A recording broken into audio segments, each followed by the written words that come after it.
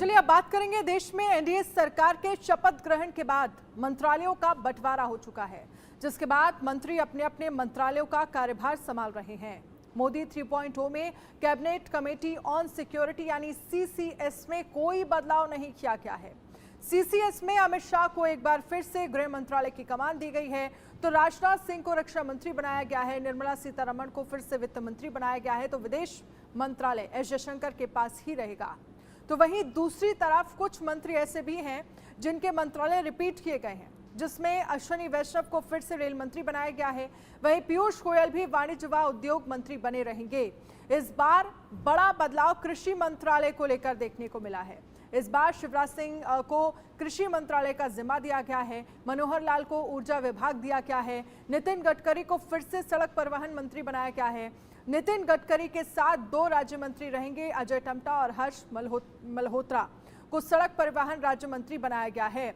वहीं बीजेपी अध्यक्ष जेपी नड्डा को स्वास्थ्य एवं परिवार कल्याण मंत्रालय और रसायन व उर्वरक मंत्रालय दिया गया है। आज बात करेंगे मोदी की तीसरी पारी, किसे क्या जिम्मेदारी दी गई है, ये आपको ग्राफिक्स के जरिए हम समझाएंगे। नरेंद्र मोदी ने तीसरी बार अपना कार्यकाल संभाल लिया है और ऐसे में मंत्रिमंडल गठन जो है वो हो रहा है। अभी हमारे साथ बात करने के लिए मौजूद हैं यूनियन मिनिस्टर जे Kishan Reddy ji. Sir, India news से बात करने के लिए बहुत धन्यवाद आपका। जी सर, जिस तरीके से नरेंद्र मोदी तीसरी बार कार्यकाल संभाल रहे हैं तो काफ़ी ऐतिहासिक है वो। जवाहरलाल नेहरू के बाद वो पहले प्राइम मिनिस्टर हैं ऐसा करते हुए। तो किस तरीके से विजन और मिशन है भारतीय जनता पार्टी का और नरेंद्र मोदी का?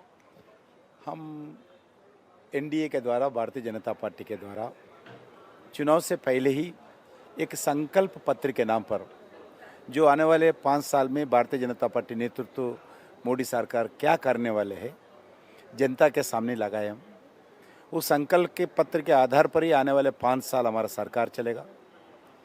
कल ही हम कैबिनेट मीटिंग में तय किया है, लास्ट 10 साल में हम फर्स्ट फेज मोदी 10 में 2 करोड़ हाउस बनाए, मोदी 20 में 2 करोड़ बनाए, अभी मोदी 30 में हम 3 करोड़ इस 5 साल में गरीबों के लिए हाउस बनाएंगे।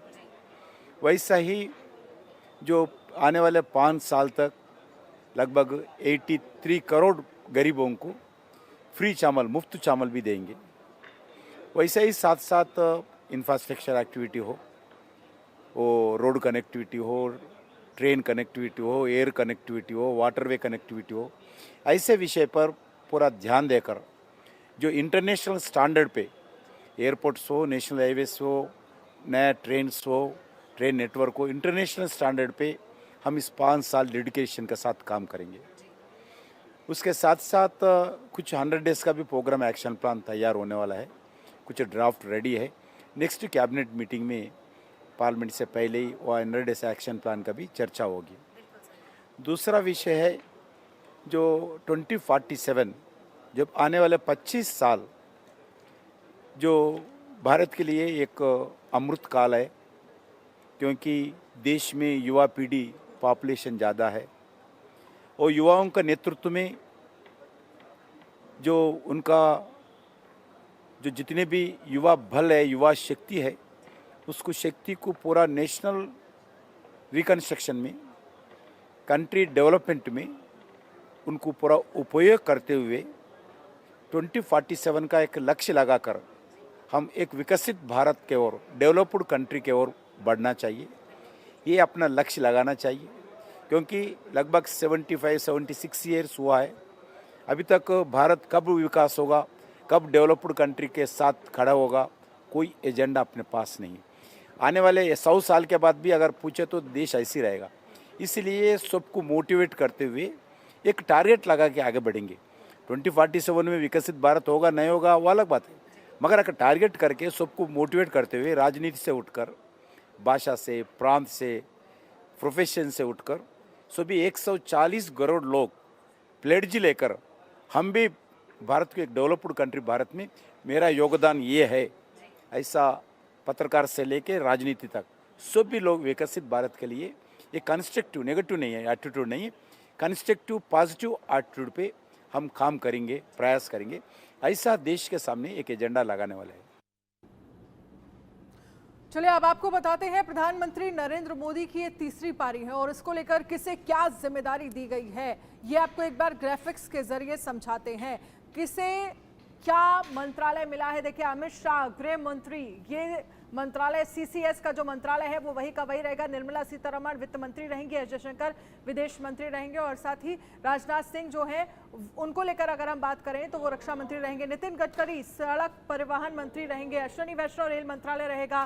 पीयूष गोयल वाणिज्य मंत्री। धर्मेंद्र प्रधान जो है वो शिक्षा मंत्री ही रहेंगे। तो क्या जिम्मेदारी किसके पास रहेगी।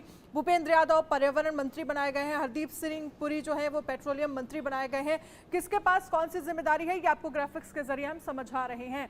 देखिए मोदी की तीसरी पारी, किसे क्या जिम्मेदारी मिली है और कौन कौन से बड़े नेता जो हैं जिनके विभागों में किसी तरह का कोई बदलाव जो है वो नहीं किया गया है, वो हम आपको इस ग्राफिक्स के जरिए समझा रहे हैं। देखिए राष्ट्रीय सुरक्षा संबंधी फैसले लेने में अपनी भूमिका की वजह से सीसीएस को सबसे अहम कैबिनेट समिति माना जाता है।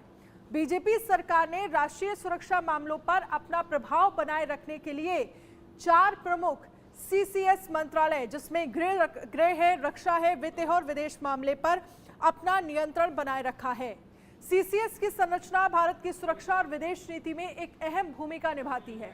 इसकी सदस्यता में बदलाव को आमतौर पर सत्ता के माइंडसेट में बदलाव के रूप में देखा जाता है। लिहाजा मोदी 3.0 में सीसीएस को रिपीट किया गया है, जिसमें निर्मला सीतारमण है, उन्हें वित्त मंत्री ही रखा गया है और साथ ही एस जयशंकर विदेश मंत्री ही रहेंगे। अमित शाह जो है वो गृह मंत्री ही रहेंगे और राजनाथ सिंह रक्षा मंत्री ही रहेंगे। यानी कि जो स्थितियां हमने 2019 में देखी थी वही सेम स्थितियां 2024 में एक तरह से कह सकते हैं कि रिपीट की गई हैं। चलिए अब कुछ और मंत्रालय को लेकर आपको जानकारी देंगे और साथ ही आपको ये भी समझाएंगे कि किस तरह से अगर हम देखें तो जो तमाम सहयोगी दल हैं बीजेपी के, उनको लेकर किसे क्या जिम्मेदारी दी गई है। लेकिन सीसीएस जो टॉप के 4 बड़े मंत्रालय हैं उनमें किसी तरह का कोई बदलाव जो है वो नहीं किया गया है। सीसीएस में कोई बदलाव क्यों नहीं। अमित शाह गृह मंत्री, 2023 में बनी भारतीय संहिता को लागू जो है वो करना एक बड़े फैसले जिनके रूप में देखा जाता है। सीसीएस में कोई बदलाव नहीं, क्यों नहीं। 2023 में बनी भारतीय संहिता को लागू करना है, जो कि 2023 में संहिता बनी उसको लागू करना एक बड़ी एक तरह से कह सकते हैं कि सीएए बंगाल में लागू करवाना बड़ी चुनौती होगा, क्योंकि ममता बनर्जी तमाम बार ये कह चुकी हैं कि सीएए जो है वो यहाँ पर लागू नहीं होगा। 2011 के बाद से जनगणना नहीं हुई है, गृह मंत्रालय इस जनगणना को कराएगा। क्यों आखिरकार सीसीएस में कोई बदलाव नहीं, क्यों जरूरी है ये 4 बड़े मंत्री मोदी 3.0 कैबिनेट में, ये भी हम आपको बता रहे हैं। नक्सल प्रभावित 70 नक्सलों को या कि 70 जिलों को नक्सल मुक्त बनाना है। नक्सल प्रभावित जो 70 जिले हैं उन्हें नक्सल मुक्त बनाना एक बड़ी जिम्मेदारी है। मणिपुर में शांति बहाली की जिम्मेदारी एक बड़ी चुनौती है। देखिए ये मंत्रालय जरूर उन्हीं के पास हैं जिनके पास 2019 में थे, यानी कि गृह मंत्री अमित शाह के पास। 2023 में बनी भारतीय संहिता को लागू करना है। तमाम जिम्मेदारियां हैं इस बीच, जिन्हें जिम्मेदारी जो 4 सीसीएस मंत्रालय हैं जिन्हें बदला नहीं गया। अब जरा समझिए कि सीसीएस में कोई बदलाव क्यों नहीं। रक्षा मंत्री राजनाथ सिंह को लेकर चीन पाकिस्तान के खतरे पर पैनी नजर रखना।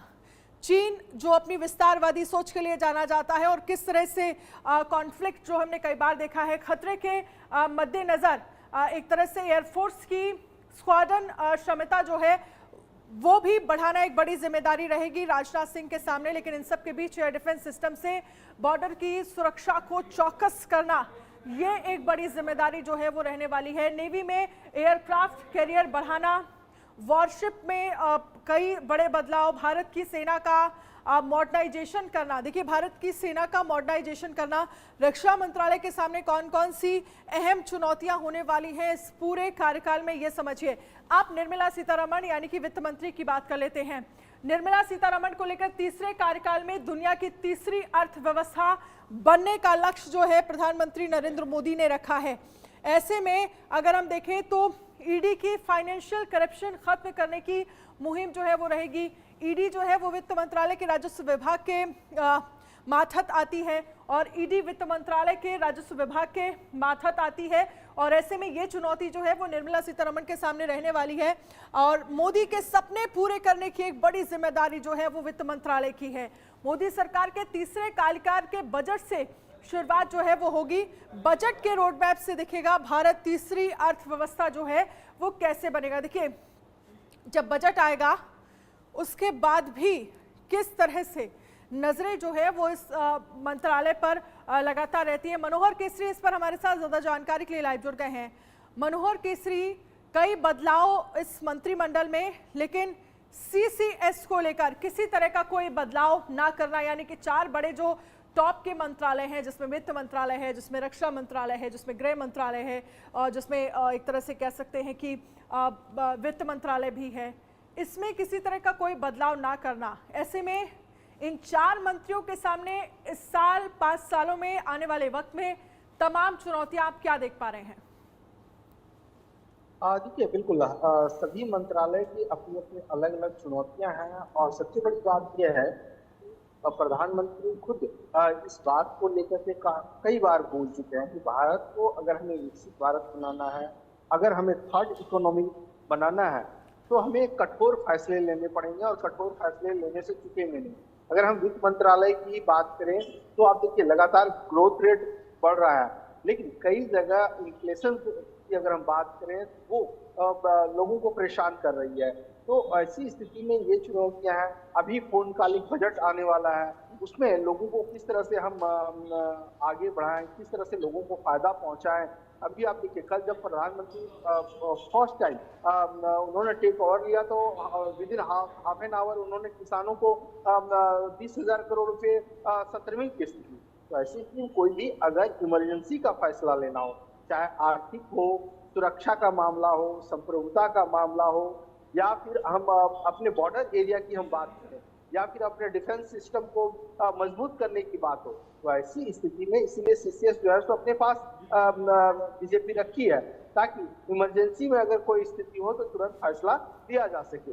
अब बात रही अगर आप देखेंगे डिफेंस की, तो डिफेंस में देखिए बहुत सारी चीजें अब भारत में भी बननी शुरू हो चुकी है। अब फ्रांस से देखिए लगातार हम राफेल की बात कर रहे हैं, राफेल आ भी चुके हैं तो कई रक्षा सौदे भी हुए हैं। और अब आप इलेक्ट्रॉनिक्स में देखिए या चलिए मनोहर, आप हमारे साथ रहिएगा, लेकिन एक बहुत ज़रूरी खबर ये भी है कि मंत्रालयों का बंटवारा, सहयोगियों को क्या क्या मिला है वो भी एक बार ज़रा हम ग्राफिक्स के जरिए हमारे दर्शकों को बता देते हैं। राज्य मंत्री प्लस स्वतंत्र प्रभार जयंत चौधरी जो कि आरएलडी डिपार्टमेंट से आते हैं, इसके साथ ही अब कौन कौन सा डिपार्टमेंट सहयोगियों को जो है वो बीजेपी की तरफ से दिया गया है, एनडीए में जो तमाम सहयोगी आए हैं उनको कौन कौन से डिपार्टमेंट दिए गए हैं और किस तरह का बदलाव जो है वो क्या दिख रहा है। देखिए, सहयोगियों को क्या मिला है, जयंत चौधरी को क्या मिला है, जेडीयू की तरफ से रामनाथ ठाकुर को कृषि राज्य मंत्री, टीडीपी की तरफ से सीएस पेमसानी को ग्राम विकास राज्य मंत्री, शिवसेना शिंदे प्रताप राव जाधव को स्वास्थ्य परिवार कल्याण राज्य मंत्री स्वतंत्र प्रभार, अनुप्रिया पटेल को स्वास्थ्य परिवार कल्याण ये भी राज्य मंत्री बनाई गई हैं। आरएलडी की तरफ से जयंत चौधरी स्किल डेवलपमेंट राज्य मंत्री, स्वतंत्र प्रभार रामदास अठावले को सामाजिक न्याय राज्य मंत्री, ये सहयोगियों को मंत्रालय दिए गए हैं। रामनाथ ठाकुर कृषि राज्य मंत्री बनाया गया है, जेडीयू की तरफ से हैं। जेडीयू को लेकर अगर हम बात करें, साथ ही टीडीपी को लेकर अनुप्रिया पटेल को स्वास्थ्य परिवार कल्याण राज्य मंत्री बनाया गया है, अपना दल से हैं, उत्तर प्रदेश से आती हैं ये। और इसके साथ ही RLD Jayant Chaudhary skill development राज्य मंत्री, रामदास अठावले को भी राज्य मंत्री बनाया गया है, सामाजिक कल्याण राज्य मंत्री। किसके विभाग नए हैं, कौन नया मंत्री है, किस विभाग में मंत्रियों को जो है वो बदला गया है, देखिए उसकी जानकारी भी हम आपको दिखा रहे हैं। पुराने मंत्री अर्जुन मुंडा, नई चुनौती है किसानों की नाराजगी दूर करना। और देखिए मनसुख मंडाविया का विभाग भी बदल दिया गया है। कृषि मंत्रालय जो है वो शिवराज सिंह चौहान को दिया गया है। नए मंत्री हैं शिवराज सिंह चौहान, पुराने मंत्री अर्जुन मुंडा। चुनौती जो है वो किसानों की नाराजगी दूर करना, एक बड़ी चुनौती जो है वो कृषि मंत्रालय जो कि शिवराज सिंह चौहान को दिया गया है। पुराने मंत्री जो हैं वो अर्जुन मुंडा रहे हैं। ऐसे में किसान एक बड़ा मुद्दा जो है वो 2019 में हमने देखा छाया रहा, इस पूरे साल, पिछले पूरे साल छाया रहा। अब विभाग जो है स्वास्थ्य मंत्रालय जेपी नड्डा को दिया गया है, नए मंत्री जेपी नड्डा, स्वास्थ्य विभाग की जिम्मेदारी। पुराने मंत्री मनसुख मांडविया जो जिनके पास 2019 में जिम्मेदारी, चुनौती देश का स्वास्थ्य सुधारना। स्वास्थ्य के क्षेत्र में क्या बदलाव करने की जरूरत है, क्या बड़ी चुनौतियां हैं, इन तमाम चीजों पर नजर जो है वो एक तरह से रहेगी स्वास्थ्य मंत्री के तौर पर जेपी नड्डा की तरफ से। लेकिन इन सब के बीच देखिए 3.0 नए मंत्री सीआर पाटिल बनाए गए हैं, जल शक्ति मंत्रालय पुराने मंत्री गजेंद्र सिंह शेखावत। चुनौती हर घर जल पहुंचाना, जो कि प्रधानमंत्री नरेंद्र मोदी का सपना भी है कि कैसे हर घर जल जो है वो पहुंचाया जा सके।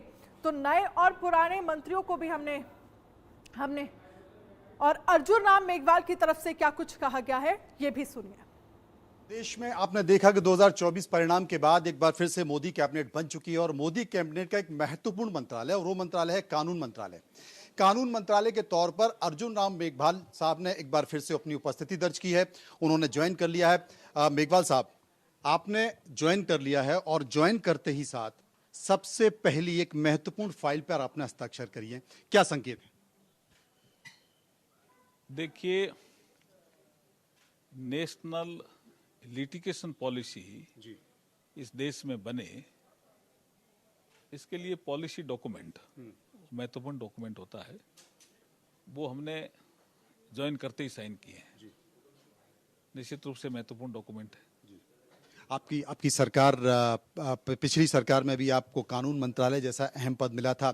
एक बार फिर देश के प्रधानमंत्री नरेंद्र मोदी जी ने आप पर भरोसा जताया है। ये बात अलग है कि राजस्थान में थोड़ी विपरीत परिस्थितियां हो गई थी, लेकिन आपको फिर से महत्वपूर्ण मंत्रालय दिया गया है। पिछली सरकार और इस सरकार को कैसे देखते हैं, क्योंकि कुछ गठबंधन के साथी आपके साथ मौजूद हैं, कोई परेशानी तो नहीं होगी? देखिए, 2019 में भी हमारी एनडीए गवर्नमेंट ही थी और वैसे ही भारतीय जनता पार्टी को 96 से ही हम प्रयास कर रहे थे कि हम एनडीए के साथी दलों के साथ गवर्नमेंट चलाएं। और इसके साथ ही हमारे साथ मुंबई से ज्यादा जानकारी के लिए विकास श्रीवास्तव जुड़ गए हैं। विकास, मंत्रिमंडल में जिम्मेदारियां जो हैं वो दे दी गई हैं, एक तरह से देखा जाए तो आप किसको कौन सी जिम्मेदारी दी गई है ये अपने आप में बेहद कह सकते हैं कि बड़ी जिम्मेदारियां जो है दी गई। लेकिन ऐसे में गठबंधन के जो तमाम नेता हैं उनका भी खास ख्याल रखा गया है। अगर हम महाराष्ट्र को लेकर बात करें, एकनाथ शिंदे की शिवसेना को लेकर बात करें। जी बिल्कुल, देखिए जिम्मेदारियों पर मैं आऊँगा, जिम्मेदारी किसको क्या दी गई है ये भी बताऊंगा, लेकिन उसके पहले ये जानकारी मैं दे दूं कि बनिस्बत पिछले बार के अब की बार महाराष्ट्र में पोर्टफोलियो जो हैं वो कम आए हैं, कम मंत्री बनाए गए हैं। 2019 में जहां महाराष्ट्र से 8 मंत्री कैबिनेट में भेजे गए थे, मतलब मंत्रालय में थे, अलग अलग पोर्टफोलियो संभाल रहे थे, तो वहीं इस बार महज 6 मंत्रियों को जगह मिली है और उसमें भी कोशिश की गई है कि गठबंधन धर्म निभाते हुए जो घटक दल हैं उनको भी संतुष्ट किया जाए, वो भी नाराज ना हो। जिसमें पोर्टफोलियो की मैं बात करूं तो सबसे पहले नितिन गडकरी इकलौते ऐसे मंत्री हैं मोदी 3.0 के जिन्होंने अपना पोर्टफोलियो तीसरी बार रिटेन किया है, और ऐसा कोई भी मंत्री नहीं है। ये तीसरी बार हो रहा है कि परिवहन मंत्रालय मतलब ट्रांसपोर्ट मिनिस्ट्री नितिन गडकरी को दी गई है। 2014 में भी वो परिवहन मंत्री थे, 2019 में भी वही थे और 2024 में भी उन्हें वही जिम्मेदारी दी गई है। पीयूष गोयल का भी पोर्टफोलियो बदला नहीं गया है, उन्हें वाणिज्य और उद्योग मतलब ठीक है, आप कह रहे हैं पीयूष गोयल और नितिन गडकरी जिन्होंने बेहद शानदार काम किया है, उनकी तारीफ हर बार और हर जगह होती रही है।